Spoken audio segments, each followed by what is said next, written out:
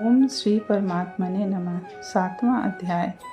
उसके उपरांत श्री कृष्ण भगवान बोले, हे पार्थ, तू मेरे में अनन्य प्रेम से आसक्त हुए मन वाला और अनन्य भाव से मेरे परायण होकर योग में लगा हुआ मुझको संपूर्ण विभूति, बल, ऐश्वर्य आदि गुणों से युक्त सबका आत्मरूप जिस प्रकार संशय रहित जानेगा, उसको सुन। मैं तेरे लिए इस रहस्य सहित तत्व ज्ञान को संपूर्णता से कहूँगा कि जिसको जानकर संसार में फिर और कुछ भी जानने योग्य शेष नहीं रहता है। हजारों मनुष्यों में कोई ही मनुष्य मेरी प्राप्ति के लिए यत्न करता है और उन यत्न करने वाले योगियों में भी कोई ही पुरुष मेरे परायण हुआ मेरे को तत्व से जानता है, अर्थात यथार्थ मर्म से जानता है।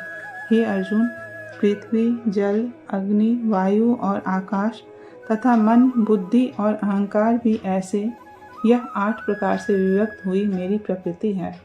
यह 8 प्रकार के भेदों वाली तो अपरा है, अर्थात मेरी जड़ प्रकृति है। और हे महाबाहो, इससे दूसरी को मेरी जीव रूपा परा अर्थात चेतन प्रकृति जान कि जिससे यह संपूर्ण जगत धारण किया जाता है।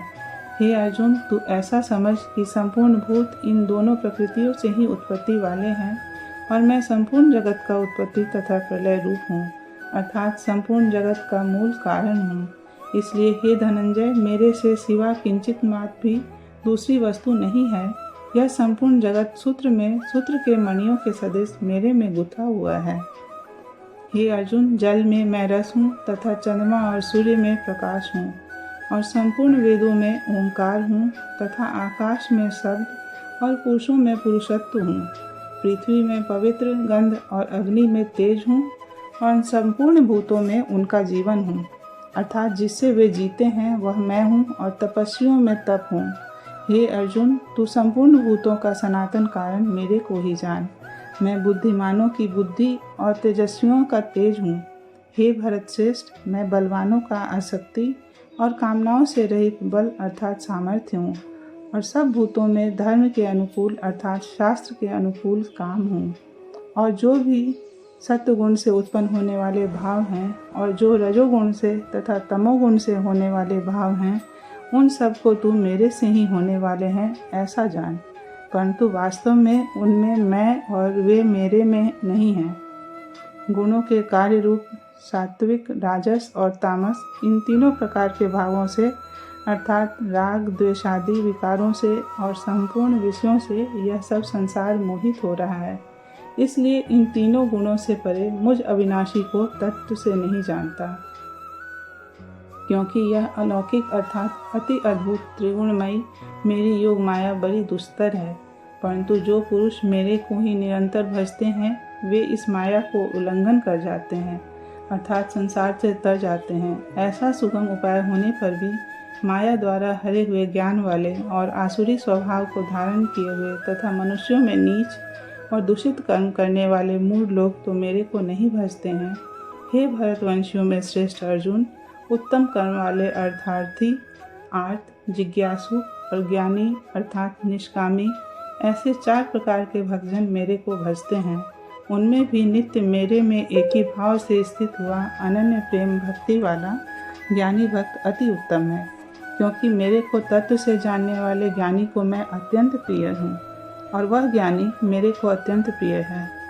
यद्यपि ये सभी उदार हैं अर्थात श्रद्धा सहित मेरे भजन के लिए समय लगाने वाले होने से उत्तम हैं, परंतु ज्ञानी तो साक्षात मेरा स्वरूप ही है ऐसा मेरा मत है, क्योंकि वह स्थिर बुद्धि ज्ञानी भक्त अति उत्तम गति स्वरूप मेरे में ही अच्छी प्रकार स्थित है।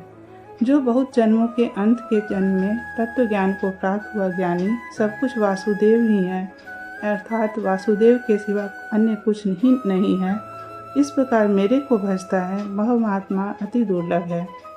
हे अर्जुन, जो विषयासक्त पुरुष हैं वे तो अपने स्वभाव से प्रेरे हुए तथा उन भोगों की कामना द्वारा ज्ञान से भ्रष्ट हुए उस नियम को धारण करके अर्थात जिस देवता की पूजा के लिए जो नियम लोक में प्रसिद्ध हैं उस नियम को धारण करके अन्य देवताओं को भजते हैं अर्थात पूजते हैं।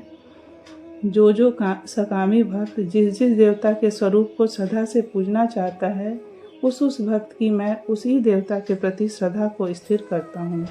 वह पुरुष उस श्रद्धा से युक्त हुआ उस देवता के पूजन की चेष्टा करता है और उस देवता से मेरे द्वारा ही विधान किए हुए उन इच्छित भोगों को निसंदेह प्राप्त होता है।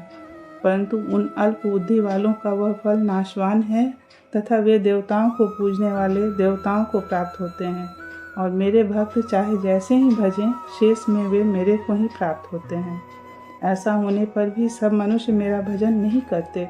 इसका कारण यह है कि बुद्धिहीन पुरुष मेरे अनुत्तम अर्थात जिससे उत्तम और कुछ भी नहीं ऐसे अविनाशी परम भाव को अर्थात अजन्मा अविनाशी हुआ भी अपनी माया से प्रकट होता हूँ, ऐसे प्रभाव को तत्व से न जानते हुए मन इंद्रियों से परे मुझ सच्चिदानंद घन परमात्मा को मनुष्य की भांति जन्मकर व्यक्ति भाव को प्राप्त हुआ मानते हैं। अपनी योग माया से छिपा हुआ मैं सबके प्रत्यक्ष नहीं होता हूँ, इसलिए यह अज्ञानी मनुष्य मुझ जन्म रहित अविनाशी परमात्मा को तत्व से नहीं जानता है, अर्थात मेरे को जन्मने मरने वाला समझता है। हे अर्जुन, पूर्व में व्यतीत हुए और वर्तमान में स्थित तथा आगे होने वाले सब भूतों को मैं जानता हूँ, परंतु मेरे को कोई भी श्रद्धा भक्ति रहित पुरुष नहीं जानता।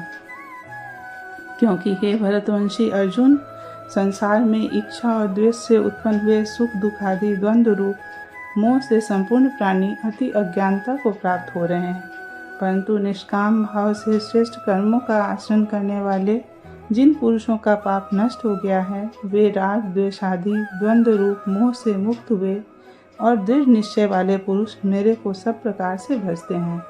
जो मेरे शरण होकर जरा और मरण से छूटने के लिए यत्न करते हैं, वे पुरुष उस ब्रह्म को तथा संपूर्ण अध्यात्म को और संपूर्ण कर्म को जानते हैं। जो पुरुष अधिभूत और आदिदेव सहित तथा अधियज्ञ के सहित सबका आत्मरूप मेरे को जानते हैं, अर्थात जैसे भाप, बादल, धूम, पानी और बर्फ यह सभी जल स्वरूप हैं, वैसे ही अधिभूत, अधिदेव और अधियज्ञ आदि सब कुछ वासुदेव स्वरूप हैं। ऐसे जो जानते हैं, वे युक्त चित्त वाले पुरुष अंतकाल में भी मुझको ही जानते हैं, अर्थात प्राप्त होते हैं। श्री कृष्ण और अर्जुन के संवाद में ज्ञान विज्ञान योग नामक 7वां अध्याय पूरा हुआ।